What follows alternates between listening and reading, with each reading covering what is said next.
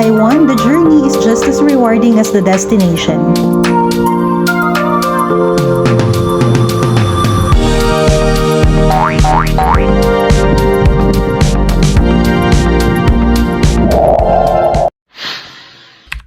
Welcome to our day 2, and here's our breakfast which we bought from 7-Eleven.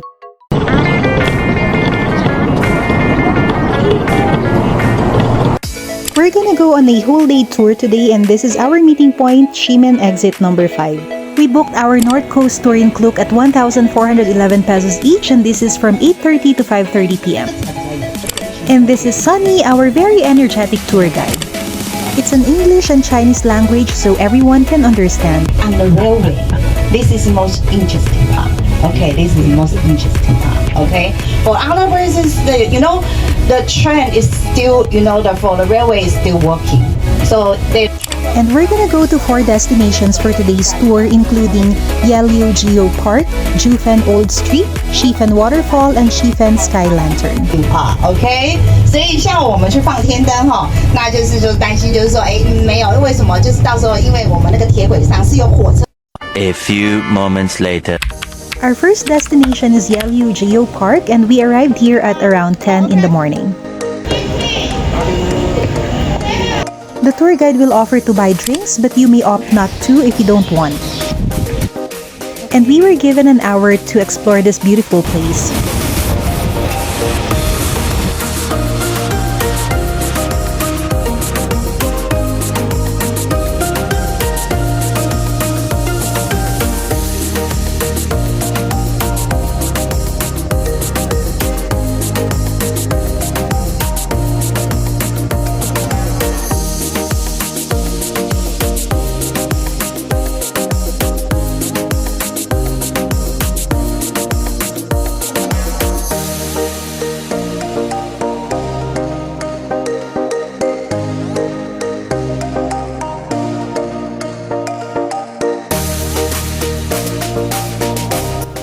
According to Sunny, our tour guide, Yehliu GeoPark is like Mars on Earth. The place is divided into 3 sections. The first one has rocks like Queen's Head and Fairy's Shoe and Candle.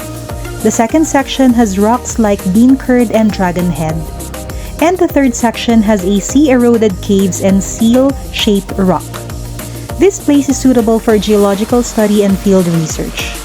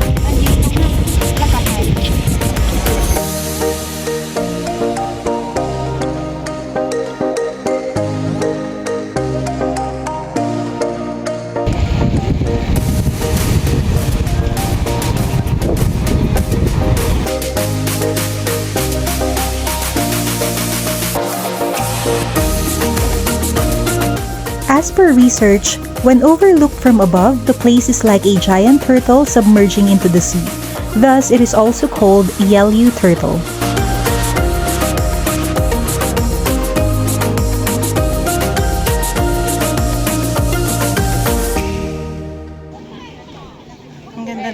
So once we arrive there, every tour guide get inside to the Old Street. We're now on our second destination at 12:30 p.m. and this is Jiufen Old Street. This is the Old Street entrance.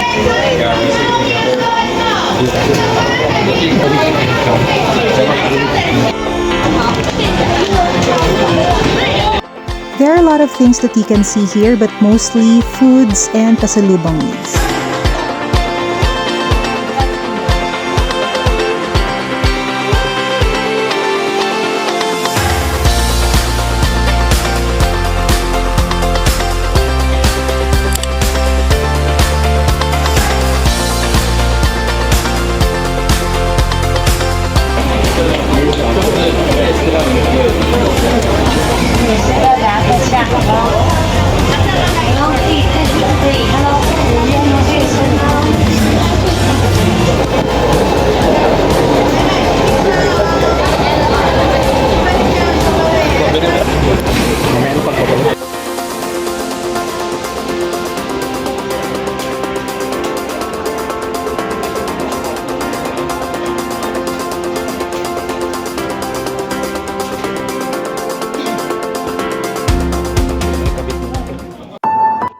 We decided to check the Ami Tea House first since it is a famous landmark here in Jiufen.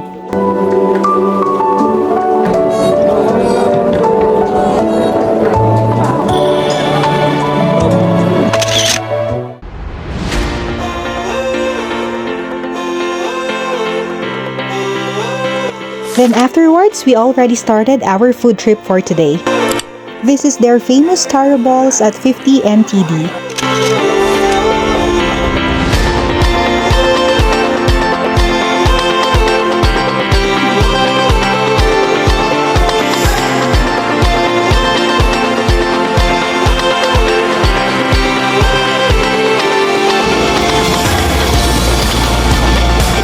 Stinky tofu at 50 NTD.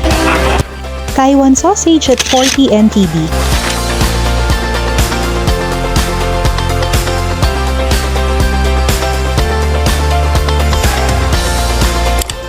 Braised pork rice and meatball soup, 100 NTD.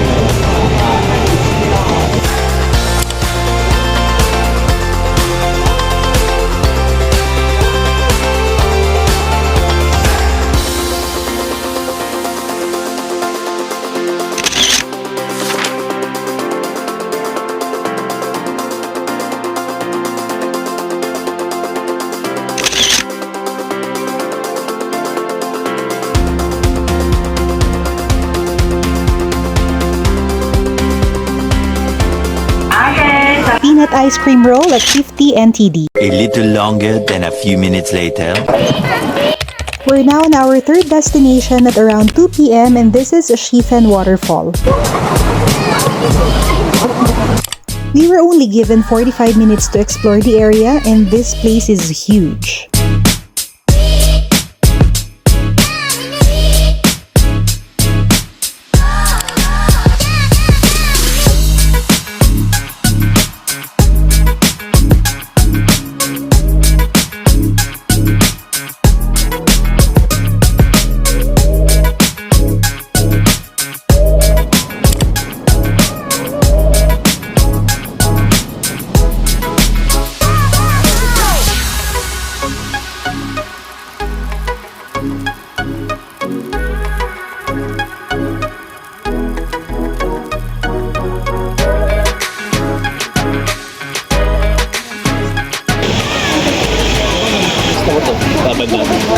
They also call it the Niagara Falls of Taipei.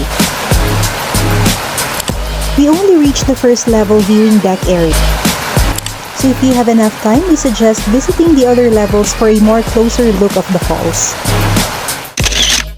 Meanwhile, we're now on our fourth destination at 3 p.m. and this is Jiufen Old Street Skylantern.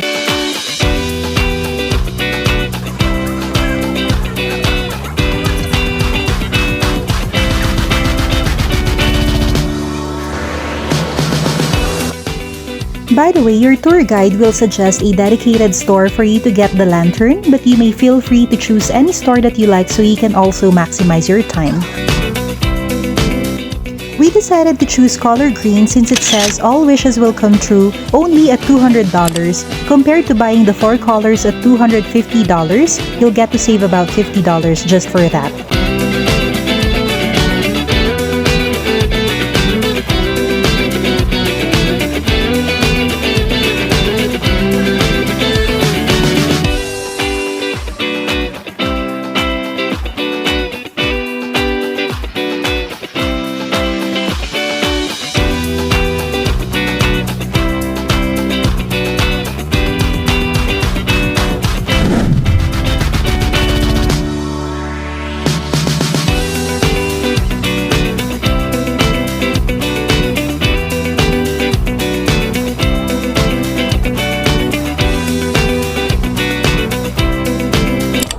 What a nice experience to fly your own lantern containing your wishes and manifestations. You should try this out too.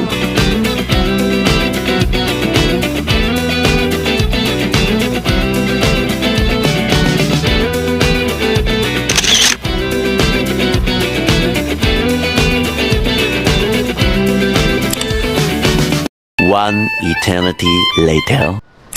We got back at the hotel before 6 p.m. and took a nap for a bit. And around 8:30 p.m. we checked out the Red House, which is famous here in the Ximending area.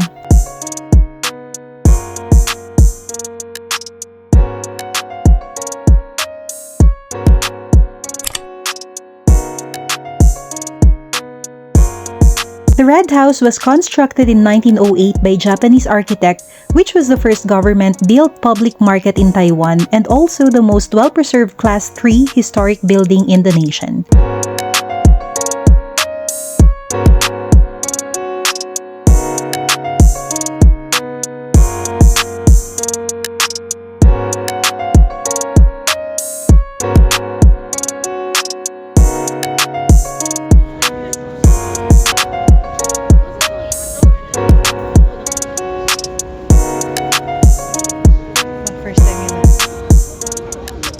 Meanwhile, Let's now go to Raohe Night Market and from the Green Line to Shimen G12 to Songshan G19.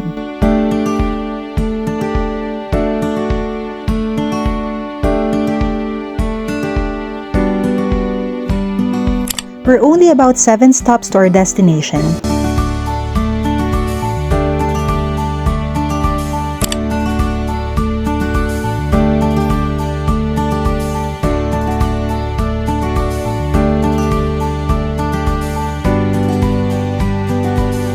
And we've reached the Raohe Night Market at around 9 p.m.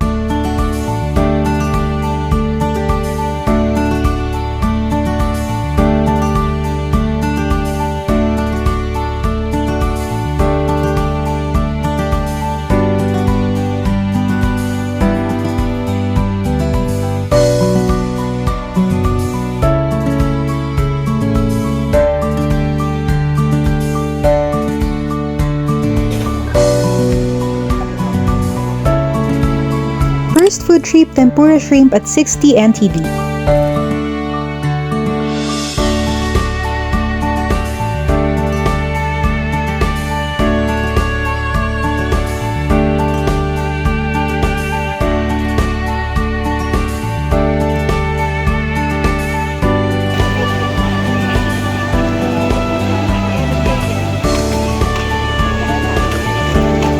Corn dog at 35 NTD.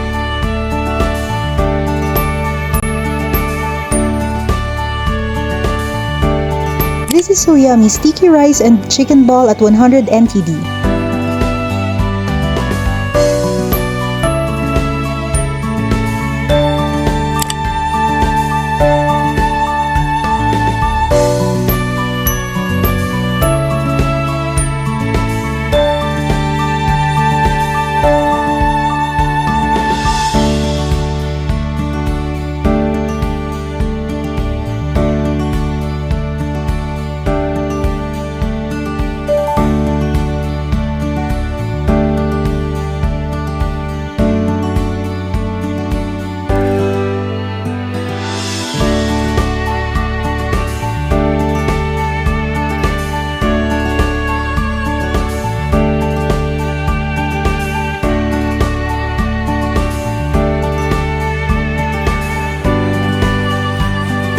Small park bond at 18 NTD.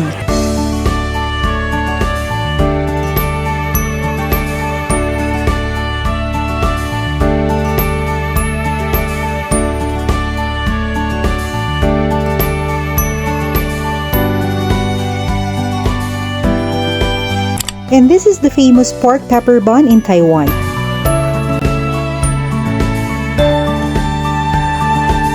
$60 NTD.